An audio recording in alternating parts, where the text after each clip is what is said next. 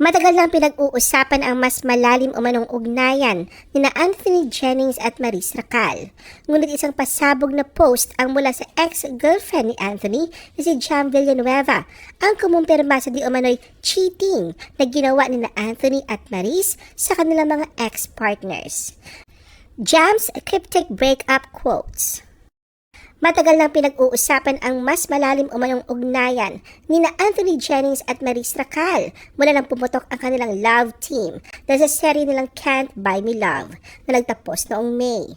Lalong umingay ang mga alingas-ngas nang nakipaghiwalay si Maris sa ex niyang si Rico Blanco noong July matapos ang 5 taong relasyon. Itinanggi rin ni Maris na si Anthony ang dahilan ng hiwalayan at giniit na magkatrabaho lamang sila. Kung si Maris ay single na mga panahong yon, si Anthony naman ay in a relationship sa long-time non-showbiz girlfriend nitong si Jam Villanueva. Gayon pa man sa kabila ng kaalamang ito ay ang hindi pa din mamatay-matay na pag-uugnay kina Maris at Anthony na tila humigit na sa pagiging magka-love team ang namagitan dahil na rin sa kakaiba nilang closeness. Katunayan ilang buwan matapos kumpirmahin ni Maris ang breakup nila ni Rico Blanco ay siyang pag-ugong naman ng hiwalayan ni Anthony at Jam. Lalo pa itong nabigyan ng pansin sa sunod-sunod na pagre-repost ni Jam sa TikTok at pagpo-post sa kanyang Instagram stories at X na mga quote na may kinalaman sa issue ng betrayal, selos at gaslighting. Noong September 11, 2024 nang i-repost ni Jam ang video sa TikTok na may quote na, "How disgusting I feel, knowing however far I could be, there is always a feeling that you're not being loyal to me." September 15 nang i-repost niya ang video na may quote na, "I never wanted to argue, I just wanted to understand how much it hurt me."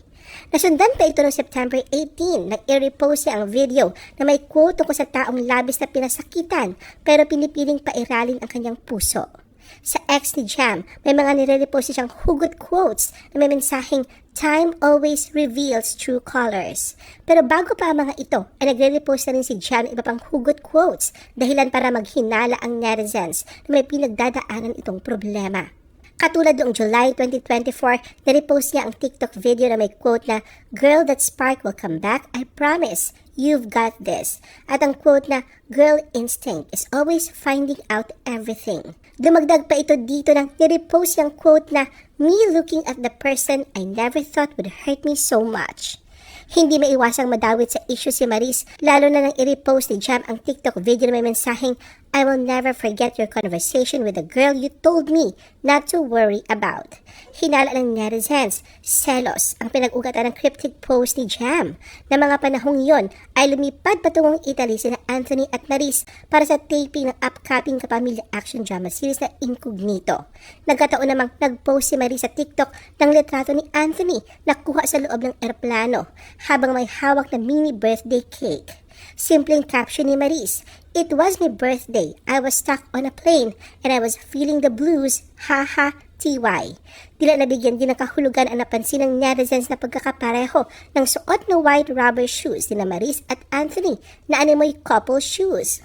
Kaugnay nito sa isang panayam kay Maris, sinabi niya na nagulat at natawa na lang daw siya na ginagawang issue ang pagkakatulad ng sapatos nila ni Anthony dahil hindi naman nila plinano na yon ang kanilang susuotin.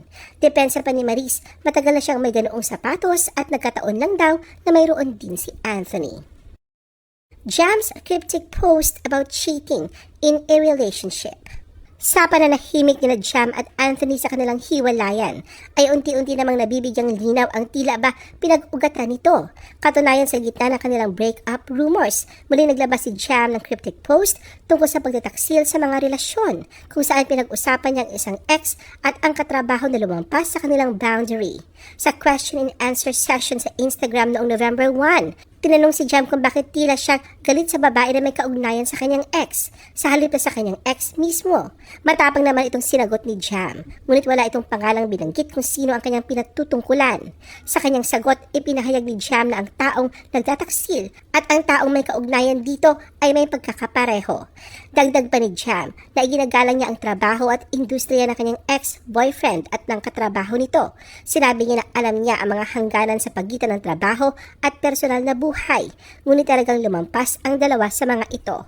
Wala mang direktang pagbanggit, malakas ang hinala ng mga netizen na si Anthony ang tinutukoy ni Jam na ex-boyfriend sa kabila ng hindi pa nila pagkukumpirma sa publiko ng kanilang breakup. Samantalang si Maris naman ang tila pinapatamaan ni Jam bilang katrabaho ng ex-boyfriend na lumampas na sa kanilang mga boundaries.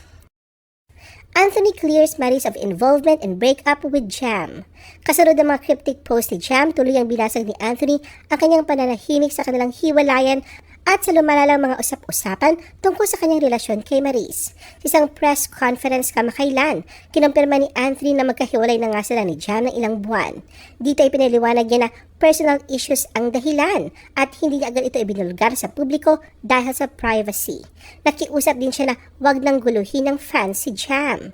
Ayon kay Anthony, siya ang may responsibilidad sa pagtatapos ng relasyon nila ni Jam at inamin niyang ang problema ay nasa kanya.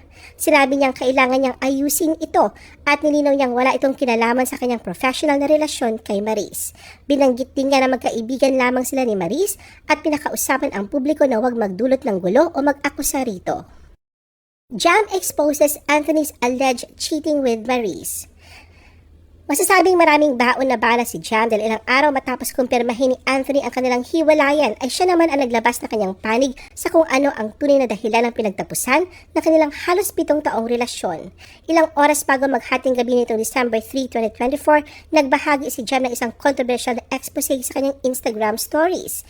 Inilantad ang mga nangyari sa relasyon nila ni Anthony sa buong 2024. Ayon sa mga larawan at caption na ipinost ni Jam, di umano'y may malaking papel si Maris sa mga pangyayaring yon. Dito ay binahagi niya ang mga screenshot ng di umano'y mga pag-uusap ni na Anthony at Maris na nagpapakita ng isang malapit na relasyon sa pagitan ng dalawang tao na inaakalang magka-workmates lamang. Nagsimula ang Instagram story ni Jam sa isang selfie kung saan sinabi niyang siya ay naguguluhan matapos mapanood ang mga video na tinalakay ang ideya ng pananahimik upang papanatili ang kapayapaan. Sa mga sumunod niyang post, tinalakay niya ang kanyang pananaw tungkol sa di umano'y off-cam dynamic ni na Anthony at Maris at ibinahagi ang kanyang opinyon hinggil sa nangyayari at kung ano ang kanyang pinaniniwalaan na nagaganap. Ayon kay Jam, sinusubukan niyang manatiling matatag sa kabila ng mga nangyayari, lalo na matapos makaranas ng backlash laban sa kanya at sa kanyang pamilya. Ibinahagi niya na hindi na siya mananahimik na kailangang itama ang mga maling impormasyon, hindi para magdagdag ng drama, kundi para marinig din ang kanyang panig. Base sa mga larawan na kanyang ipinost, ipinakita ni Jam na nagsimulang magkaproblema ang relasyon nila ni Anthony noong June 2024 at nagpatuloy silang magsikap na ayusin ito sa kabila ng abalang schedule ni Anthony bilang aktor. Bago ang lahat, nilinaw ni Jam na noong nagsimula ang love team ni na Anthony at Maris, taos-puso siyang natuwa at naging supportive sa kanilang partnership. Anya kahit may mga red flags siyang napansin, pinili niyang magpatuloy sa pagiging supportive dahil naniniwala siya sa talento ni Anthony at sa kanilang dalawa bilang magka-love team. Subalit sinabi ni Jam na ang naramdaman niyang pagtataksil ay malalim at masakit. Sa petsyong nakalagay na June 28, 2024, nag-upload si Jam ng serye ng mga mensahe na di umano'y mula kay Anthony at Maris. Ang mga mensaheng ito ay malinaw na nagpapakita ng isang contact na may pangalang Maris na nakikipag-usap kay Anthony at humihiling kung maaari nilang tanggalin ang mga mensahe at idinagdag na balang araw, hindi na nila kailangang gawin yon. Ipinakita ni Jam sa kanyang IG story na ang pag-uusap na ito ay nangyari daw habang nasa parehong hotel sina Anthony at Maris para sa isang brand launch. Isa pang screenshot na ibinahagi ni Jam ay mula kay Anthony na ayon sa kanya nakasave sa kanyang phone bilang Michael. Sa mensaheng ito, ipinapakita ni Anthony ang kanyang nararamdaman tungkol sa pagkakaroon ng limitasyon sa kanyang buhay at sa kanyang trabaho. Ibinahagi niya ang tinatawag niyang method acting kung saan sinabi ni Anthony kay Jam, "Mahirap, mahal kita, tapos kailangan kong gawin to para nakapako ako sa pader. Masakit syempre, miss ko buhay ko pero wala. Di gagana to pag di ko gagawin to." Ipinaliwanag ni Jam ng screenshot ay may kinalaman sa method acting, isang bagay na paulit-ulit na binanggit ni Anthony sa kanya.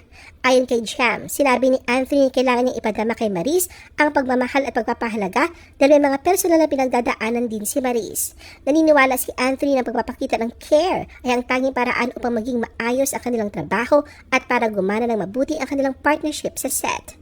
Idinagdag ni Jam na kahit patuloy ang pag-uusap ni Anthony at Maris sa pamamagitan ng phone at video call, pinili niyang hayaan na lang ito dahil nagtitiwala siya sa kanila. Ibinahagi niya pa ang iba pa mga mensahe nila kung saan makikita si Anthony na nagsasabing mahal niya si Maris at sumagot naman si Maris na hindi pa siya handa sa mga salitang I love you. Sa parehong Instagram story, ipanaliwanag ni Jam ang konteksto sa likod ng mensahe ni Maris na nagsasabing that was so hot. Ayon kay Jam, naalala niya ang isang insidente sa isang party kung saan tinanong niya si Anthony tungkol dito. Ibinahagi ni Anthony na hinila siya ng babae sa CR at doon sila nagsimulang maghalikan. Nang tanungin ni Jam kung bakit siya pumayag, sinabi ni Anthony na hindi niya nais na maramdaman ni Maris na ayaw niya rito, lalo na't may trabaho sila sa susunod na araw. Sa kabila ng malaking red flag na ito, pinatawad daw ni Jam si Anthony at patuloy na nagtiwala sa kanya kahit na ito isang seryosong issue sa kanilang relasyon. Ibinunyag ni Jam ang mas marami pang ebidensya kaysa sa inaasahan ng marami. Ipinakita niya mga screenshot ng mga mensahe na di umano'y nagpapakita ng malalaswang usapan ni Maris at Anthony, pati na rin ang mga sexy photos ng isang babae na nakahiga sa kama na tinakpan ng emoji ang mukha at ang babae na humihiling ng baby kisses mula kay Anthony. Ayon kay Jam, nangyari ang mga palitan ng mga mensahe noong huling linggo ng July habang nagsushooting sila para sa isang pelikulang parehong pinagbidahan. Nag-post din si Jam ng isang screenshot na kanyang sariling pag-uusap kay Anthony may petsang August 15. Sa mensaheng yon, sinabi ni Anthony na pagod na siya at hindi na kayang magpatuloy sa pag-uusap matapos siyang tanungin ni Jam kung nasaan siya. Sinundan ito ni Jam ng ilang screenshots na nagpapakita ng aktwal na kinaroroonan ni Anthony noong gabing yon. Ayon kay Jam, tinanong niya si Anthony tungkol dito at sinabi niyang nasa bahay ni Marisha para magkaraoke.